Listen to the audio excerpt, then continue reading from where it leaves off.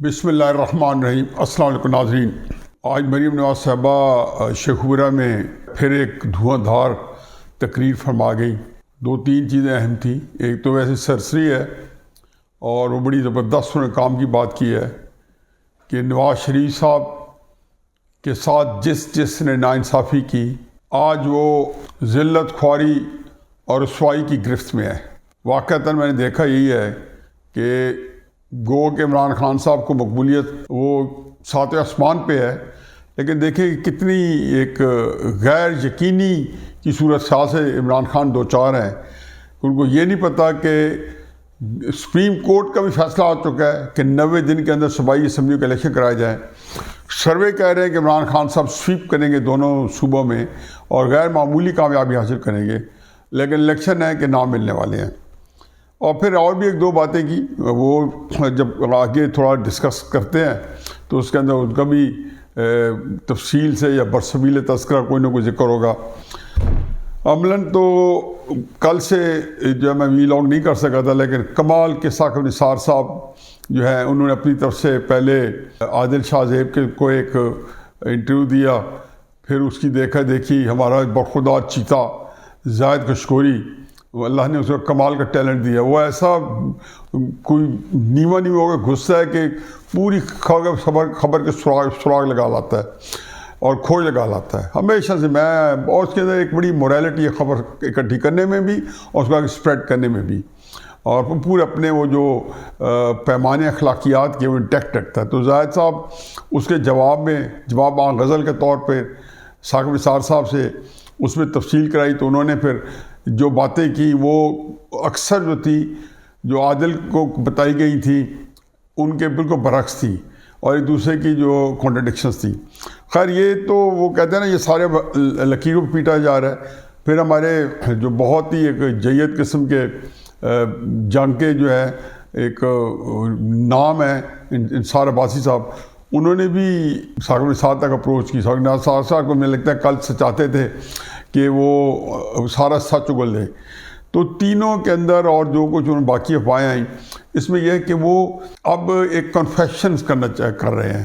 ایک وہ توبۃ النصوح جو ہے نا، اس کا بخار چڑھا ہوا ہے کہ وہ ایسی جو ہے ان کو شاید وہ آدمی اللہ میں قریب جاتا ہے ہماری عمر کا، تو پھر وہ زندگی کو وائنڈ اپ کرتا ہے، لگتا ہے وہ اپنی زندگی کو وائنڈ اپ کر رہے ہیں۔ تو انہوں نے سوائے اس کے مجھے اور کوئی مقصد سمجھ نہیں آئی کہ وہ کچھ شاید غلطیوں کو ازالہ چاہتے ہیں۔ ان کا خیال ہے کہ ہم بندہ بھی کیا عجیب و غریب چیز ہے، معافی اللہ تعالیٰ سے مانگنی ہے، اللہ تعالیٰ کے پاس حساب دینا ہے، اس کا ذہن پہ وہ سوار ہے، لیکن وہ کوشش کریں کہ شاید پبلک کی میں نے آنکھوں میں دھول جھونک لی تو اللہ تعالیٰ کو بھی میں کنونس کر لوں گا کہ اصل بات یہ ہے۔ اللہ کو تو وہ کہتا ہے نا کہ آپ نے کوئی رائی برابر کو نیکی کی ہے وہ بھی آپ کے سامنے آ جائے گی، اور رائی برابر شر کی ہے وہ بھی آپ کے سامنے آ جائے گا، تو اس کا بھی اجر ملے گا اور اس کا بھی اجر ملے گا۔ ثاقب نثار صاحب، پاکستان کا جو آج تباہی بربادی ہے، جو ہم کھڑے ہیں اس کے اندر جو تین میرے ہمیشہ میں سمجھتا ہوں کہ سب سے بڑے مجرم ہیں، جن کو میں کہتا ہوں شریک جرم ہیں، یہ ساری واردات کے، یہ جو وطن کے جو لہو لہان ہیں، تو جو ہاتھ ہیں جن کے ہاتھوں پہ اس وطن کا یہ خون ہے، وہ تین ہی ہیں۔ ایک نمایاں اور باقی جو ہے اس کے ضمنیوں میں ڈالیں۔ ایک ہے general Bajwa, number 2 Imran Khan, number 3 Saqib Nisar. اور یہ ثاقب نثار صاحب وہی ہیں جنہوں نے تحریک انصاف کی کیمپین چلائی، اور تو اور شیخ رشید جیسے ایک گھٹیا جیسے بندے جن کی اخلاق کی زیرو جو ہے ایک کی شہرت اخلاق ہے، اس کے حلقے میں پہنچ کے کیمپین کر رہے تھے ثاقب نثار صاحب، اور دل کے ہسپتال کا جو ہے افتتاح کرتے پھرے تھے یا اس کو رکھواتے پھرے تھے، حکم دیتے پھرے تھے، اور پھر جتنے کا قانون نے دیے تفصیلات سارے جھوٹ۔ مثلا انہوں نے کہا کہ PKLI جو ہے Pakistan kidney and liver institute جو ہے، جو شہباز شریف کی ایک خواب تھا کہ ایشیا میں ایک ایسا لیور ٹرانسپلانٹ کرنے کا وہ ہو، ہمارے پاس فیسلٹی ہو کہ لوگ جو فارغ ایکسچینج لگا کے آئے چین اور انڈیا میں جا کے لیور ٹرانسپلانٹ کرتے پاکستان میں ہو۔ ابھی وہ افتتاح ہوا ہے کہ بدقسمتی حکومت تبدیل ہو گئی، اور ثاقب نثار صاحب جو تھے انہوں نے، میں اس کے اوپر ہم بہت بولے بھی ہیں، اس کا کالم بھی لکھا ہے، بدقسمتی کہ یہ چیف جسٹس تھا، اس نے پتہ نہیں اس کے اندر ایک بڑی ایک منفی ذہنیت ہے، منفی سوچ ہے. اور یہ جیسے محمود بھٹی ہمارے دوست ہیں نیشنل ہاسپٹل فرانس سے، انہوں نے پیسہ پاکستان سے کما کے یہاں پہ ایک ہسپتال کو لے کے اس کو کنورٹ کر دیا state of the art hospital میں، نیشنل ہاسپٹل جو ڈیفنس ہے. تو اس کے چیف ایگزیکٹو ہے، اس بیچارے کو دفتر میں جاتے پہنچا، یہ چیف جسٹس سپریم کورٹ والا، ان کے پہنچ گیا اسپتال کے اندر. اور وہ لگتا ہے کہ وہ کالج یا اسکول کے زمانے کی جو لڑائیاں تھیں نا بقول محمود بھٹی کے، وہ ان کو جو ہے وہ کرتا پھر رہا تھا. وہ ہر لیول پہ آ گیا تھا. نواز شریف صاحب کے خلاف تو جو نے ظلم کیا، سب کو زیادتی کی، اسی صفائی ہیں. تو وہ کہتے ہیں جی کہ ڈاکٹر سعید اختر صاحب کسی پیر کے کہنے پہ لگائے گا، ان کو یہ پتہ نہیں ہے. میں جس یونیورسٹی کا گریجویٹ ہوں، ٹیکسس ٹیک لبک کا، ڈاکٹر سعید اختر صاحب بھی وہیں جا کے انہوں نے مجھے نہیں خیال کہ انہوں نے وہاں پڑھے، بلکہ وہاں پہ ان کی ہاسپٹل کو مینیج کرنے کے لیے گئے تھے. اور یہ وہاں پہ جب لبک ٹیکسس میں تھے تو ان کے اپنے جہاز تھے، اور یہ ایک نام تھا، اس ڈپارٹمنٹ کے ہیڈ تھے یورالی ڈپارٹمنٹ کے، اور لبک ٹیکسس میں. اور ایک ظاہر ہے امریکہ میں ڈاکٹر ویسے بھی سارے ان کو آسودہ حال ہوتے ہیں، اور امریکہ کے امیر جو لوگ ہیں وہ امریکہ کے ڈاکٹرز ہیں. اور ظاہر سعید اختر صاحب جو تھے، ان سے میری پرانی یاد اللہ ہے، اور میرے اس ایک ہی یونیورسٹی کے ساتھ تعلق کی وجہ سے لبک ٹیکسس میں ہماری بڑی قربت ہے. اور وہ ایک مشنری کے طور پہ آئے کہ پاکستان کے لیے کام کریں، اور شہباز شریف نے حامی بھری کہ PKI بنایا جائے. اور پھر ہمارے سامنے ہے کہ ساکو نثار اس کو ناکام بنائے. کہتے ہیں اس کو ایک پیر کے اوپر لگایا گیا. لگتا یہ ہے کہ وہ کوئی ڈاکٹر سعید اختر کہیں پہ ہومیوپیتھک ڈاکٹر تھے، اور وہ کاڑا میں کہیں پہ بیٹھے ہوں گے، اور اس میں جا کے آگے PKI کا پیر کے کہنے پہ لگا دیے گئے. شرم آنی چاہیے کہ اپنی تم تعلیم دیکھ لو، اپنے اوقات دیکھ لو، اپنا سائز دیکھ لو، اور ڈاکٹر سعید اختر کی تعلیم دیکھ لو، اس کا بیک گراؤنڈ دیکھ لو، اور تمہارے منہ سے یہ بات نکلی ہے. میرا تو گھن آتی ہے ساکو نثار آپ کی باتیں سن کے، کتنی آپ اس لیول پہ ہیں کہ آپ کو اب سمجھ نہیں آتی کہ آپ، میرا خیال ہے کہ حواس باختہ ہو چکے ہیں.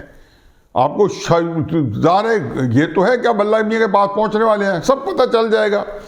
آپ نے جو لوگوں نے فساد فی الارض کے زمرے میں آئے ہیں کہ آپ لوگوں کو قاضی کے درجے بٹھایا گیا، اور وہاں پہ آپ لوگ کیا کرتے رہے ہو، اور آپ ساری باتیں وہ کر رہے ہو کہ جو صرف اپنے آپ کو دھوکہ دے رہے ہو. کیونکہ اب آپ کے بارے میں کیا کہا جا سکتا ہے کہ آپ لوگ جو ہے وہ آپ کو تو ایک چمٹے سے اٹھانے کے قابل نہیں ہے. عمران خان صاحب کے نزدیک جیسے باجوہ کی عزت نہیں، آپ کی بھی عزت نہیں ہے. پتہ نہیں ہے کہ آپ چھپ چھپ کے عمران خان صاحب کے گھر ملتے رہے ہو. میں نے بھی لاک کیے تھے، بتایا تھا کہ آج بھی تقریباً آپ سے ڈکی میں، پھر کسی گھر میں، پھر عمران خان صاحب پرائیویٹ گاڑی میں جا کے آپ کو ملتے رہے. یہ ساری چیزیں باہر آئیں گی. کیا رہ جائے گا جو آپ کہتے ہیں میرا کوئی رابطہ نہیں ہے، پھر رابطہ ہے تو اس طرح کا رابطہ، اس طرح کا رابطہ ہے. جناب فیض حمید کا تو آپ ہاتھ کا چھنچنا بنے رہے ہو. آپ وہ بڑی تڑی لگا رہے ہو فیض حمید کی ضرورت کہ آپ فرما رہے ہیں کہ مرنے کے بعد میں کتاب لکھوں گا. کیا کہتے ہیں اسے کہ میرے مرنے کے بعد اسے جفا سے توبہ. کہتے ہیں کہ اب میں مرنے کے بعد جو ہے وہ ایک کتاب لکھوں گا، یا کتاب میری آئے گی. تو میرا خیال ہے اب مرنے کے بعد یہ کتاب لکھنا کہ قیامت کا منظر، مرنے کے بعد کیا ہوتا ہے، میرے ساتھ اگلے جہان میں کیا ہونے کا امکان ہے. اس طرح کی کتاب لکھیں، شاید بک جائے. ایک یوٹیوب چینل کے لیے پروگرام ہی بنا جائے، بہت چلتا رہے گا. ساکو نثار صاحب، اب آپ چاہے کتاب لکھیں، چاہے آپ وضاحتیں دیں، آپ جتنی مرضی وضاحتیں آپ سب کو دینی ہوگی. عمران خان صاحب بھی دے گا، آپ بھی دیں گے، باجوہ بھی دے گا. یہ ساری سیل حاصل ہوگی.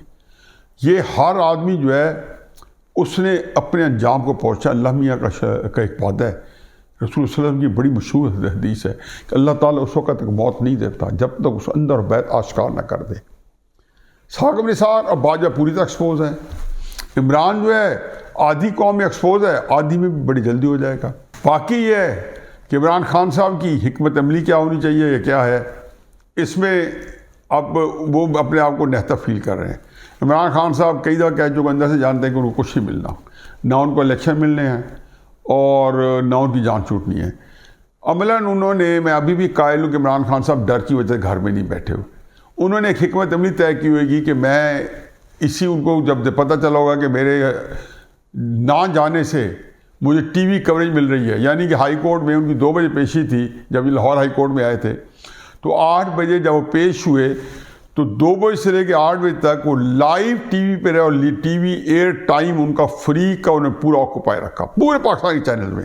چنانچہ جب پولیس ان کے گھر میں گرفتار کرنے جاتی ہے تو ان کی 2-3 4 گھنٹے کی لائیو کوریج.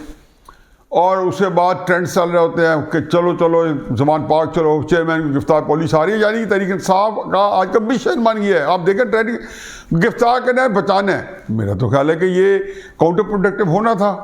بظاہر انہوں نے یہ سوچا کہ اگر ہوگا تھوڑا ہوگا زیادہ مجھے ٹی وی سے پذیرائی ملے گی. شروع میں لگتا بھی یہی تھا کہ اس کے اقدام سے پذیرائی ملے گی. اب حکومت نے دیکھو انہوں نے طے کیا ہے کہ جی ہم نے اس کو گرفتار نہیں کرنا. اب مجھے لطیفہ تو لمبا نہ ہو جاتا میں لطیفہ سناتا کہ یہ بھی ایک عجیب و غریب صورتحال ہے کہ عمران خان صاحب جو ہیں وہ کسی سے چاہتے ہیں کہ حکومت جو ہے اس کی توجہ دلاؤ میں گرفتار ہوں لیکن اس شور و غوغا کے اندر، اور حکومت جو ہے وہ ساری چیزیں کرنے کا وہ گرفتار نہیں کرتی.